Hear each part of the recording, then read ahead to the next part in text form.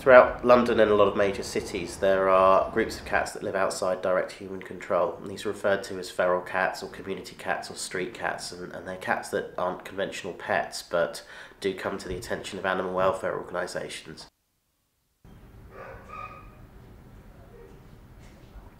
We use trap-neuter-return as a means of managing these populations to avoid these cats coming into the shelter system.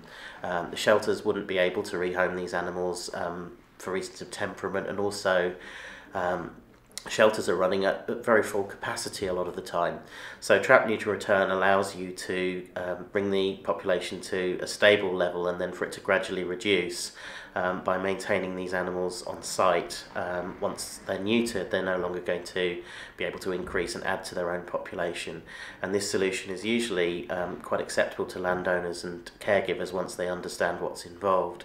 We get many calls in London about feral cats reproducing in people's gardens, cats giving birth in people's sheds, garages, and the situation can very easily get out of hand. I mean, I've had multiple jobs where there have been 30 plus cats in people's gardens, and it can be a real nuisance for neighbours, and pet cats get involved in fights, have to go to vets and get expensive treatment, and the cat population in general is unhealthy due to parasites, diseases and inbreeding.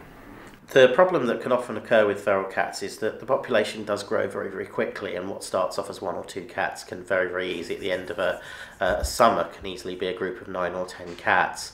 That begins to put pressure on the people that are feeding those animals. It also begins to affect other cats in the neighbourhood.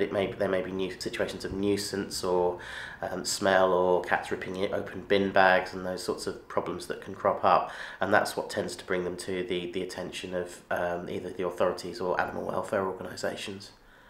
So we try to address the problem through a TNR scheme, which stands for Trap, Neuter and Release. So we establish with the member of public who would contact us a feeding routine, and once that feeding routine is in place, we go out and trap the cats with humane traps with food in. But really we're looking to minimise the stress for the cat, so we wouldn't be looking at a handling option. We use equipment to transfer them through to our clinic and then anaesthetise them for the operation.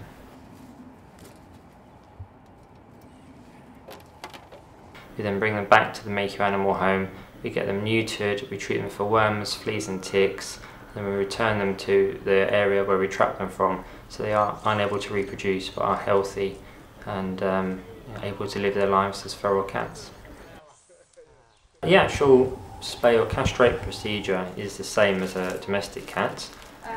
We do ear tip the left ear of a feral cat as our universal identification that it's a neutered cat, so that we can easily identify it should we get called to the similar area again. And if we trap a cat with an ear tip, we know it's neutered and we can let it go. Yeah, I do enjoy the TNR scheme. It's nice to be able to help people and animals together, and it's nice to see the animals, if you go back in a couple of months' time, looking a lot healthier.